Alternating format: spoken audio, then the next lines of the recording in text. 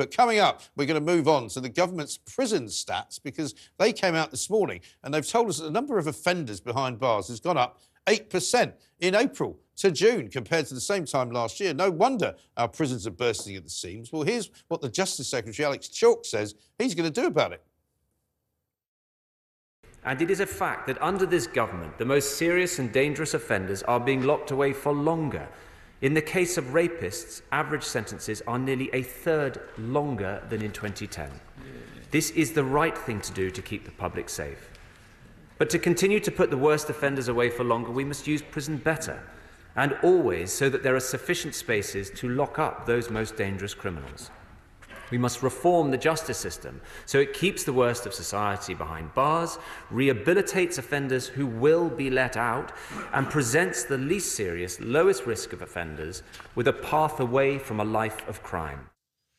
It's always great watching Tory ministers talking about what they plan to do as if they've only just got into the job. Alex Chalk, OK, he hasn't been in justice for that long, but, you know, they have been in power for 13 years. He thinks that there's now time to reform the prison system. Great, brilliant. I'm now joined by a former prison guard who works at Holloway in Pentonville, turned comedian, Ava Vidal. Is it Vidal or Vidal? Vidal, how are you? I'm OK, thank you. Nice to see you. That's a tough old job, isn't it? It can be. It depends on how you conduct yourself. Yeah. Was it... Because I'm quite confused about Holloway, because it was a women's prison, wasn't it? That's right. And has it now been switched to a men's prison? It's nothing. It's housing. Oh, is it? Have they shut it? Yeah. I used to drive past it every day and think, God, that looks bad, because it's kind of that Victorian prison look, isn't it? Yeah, it was actually originally built as a hospital. Right. Pentonville's a Victorian prison. Right, OK. It's a radial prison. Yeah, so how long did you work there? When did you work there? I worked there, gosh, quite some time ago now. I left the prison service a good 20 years ago, but I still go into prisons now with charities to match inmates with jobs. Because I think for most people, having never been in a prison, it's quite hard to imagine what life is like. We had Peter Hitchens in on Monday. He's done a show on Channel 4 where he and about 7 or 8 other sort of minor celebrities were put in jail, basically, to see how they would react. Is that the Stanford Project thing? I can't remember what it's called. It's called Locked Up, I think, something like that. Anyway, he said it was really quite surprising how awful it was, because people don't realise that having their sort of... It's not even so much having your freedom taken away, but it's just having all your normal working life activities taken away, that you have no power to do anything, you do what you're told all the time, you have no freedom really to make a decision, you can't really talk to people. And then, I mean, I don't know what prison should be like, really. I mean, I've been inside prisons in America, I've been inside prisons here, I've been in, you know, death row places. I mean, it's all pretty horrid. And some of the people in those prisons are pretty horrid as well. Absolutely. But equally, we don't seem to be getting it right, do we? No, not at all. Not at all. I think what happens is we get these justice ministers that come in, and it's their brief, it's their portfolio, and they want to put a stamp on the prison service. So, like, for instance, when Chris Grayling came in, he was like, ban books from prison. I was like, oh, my gosh. Yeah, why I think I was at the Telegraph at the time. I was like, no, you can't do that. Do you know what you'll be doing to prison officers if you do that? They need to have books to read. They need to be able to educate themselves. I mean... And do they? Are there people who want to do that? Yeah, loads of people do want to do that. I mean, they just want to get out of their cells and they want to have something to do.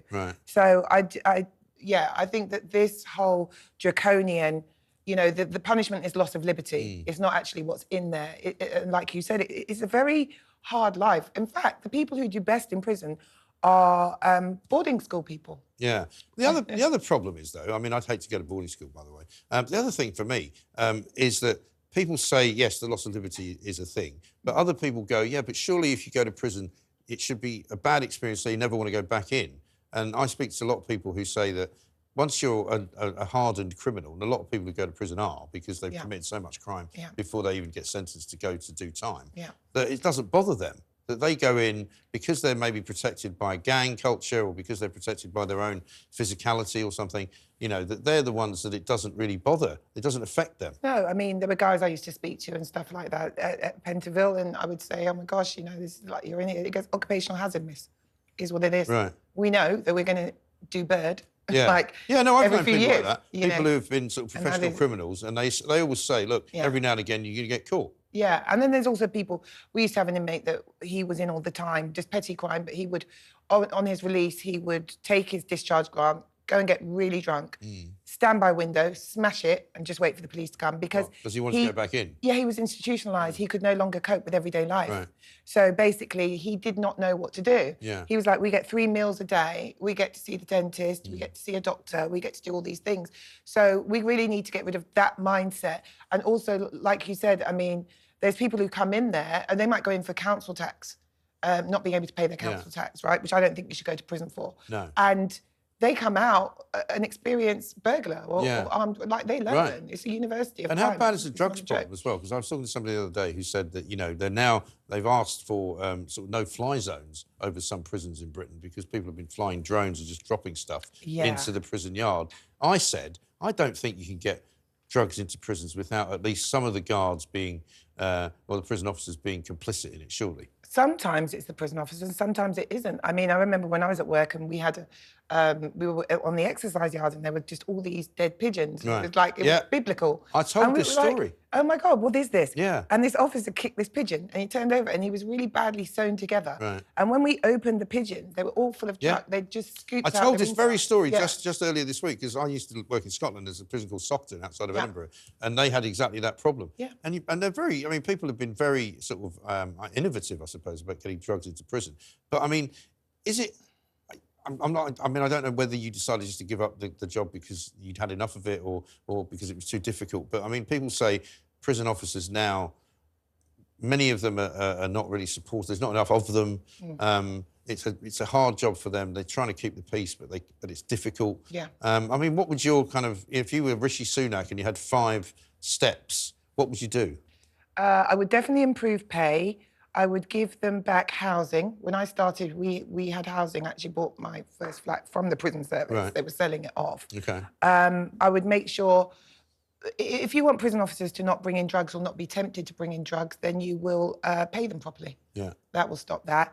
Shouldn't they really not do it anyway, though? I mean, if of course they shouldn't do it, but you've got to understand if you're in a position and you are really, really struggling outside, then you've also got to, they've cut the training as well. They've got to train people to not be conditioned because you don't realise you could speak to an inmate every day. And then, like, the rule was, from when I first started, you're not supposed to sit and talk to an inmate every single day because they will get information from you. You won't even realise it. Before you know it, they know what car you drive, they know where you live, they know how many kids you've got, they know, you know, if you give little clues, they will sit there and get all that. That's the thing, isn't it? I mean, it's nice to say let's treat prisoners, you know, like human beings and let's treat them properly. But many of them are very smart people and they will use information against you and they maybe have bad intentions. Yeah, one doesn't cancel out the other. The other thing that they used to have, which was really important, was cross-recruiting. So when I first started, a lot of the staff were from up north. So they would get the London jail, you'd come down to a London jail and then you'd go up that way. Right. So it would reduce the fact that you might know somebody in there. All these kind of things which they all stopped. And they haven't done anything to replace it or any kind of, they haven't got any kind of method on how to stop these things going. Would you build more jails as well? I would not build more jails. I personally don't. I think there's a lot of people in prison who shouldn't be in prison. Right. And so for me, I'm really against prison. I'm more for community solutions. Okay. Yeah. And now you're a comedian. Some people say it's more frightening than ever. It was good preparation, basically, for me. Yeah, it was. Heck, so how's it going? Are you happy being a comedian? I'm just back at it after 5 years. Yeah. So, yeah, I mean, it's okay. It's all right. It's a living. It's a living, yeah. Well, if you make a living being a comedian, you must be quite a good comedian. Thank you. Yeah, good to see you, Ava. Thank you very much indeed. Thank you. Ava Vidal there talking to us about her time, knowing what it was like to actually work inside a prison. I mean, it's one of those intractable problems, isn't it? I'd love to hear from you on it, though. You can tell us what you think. 0344 499 1000. We often get people telling us what life was like when they were in prison. So by all means, do contact us and let us know.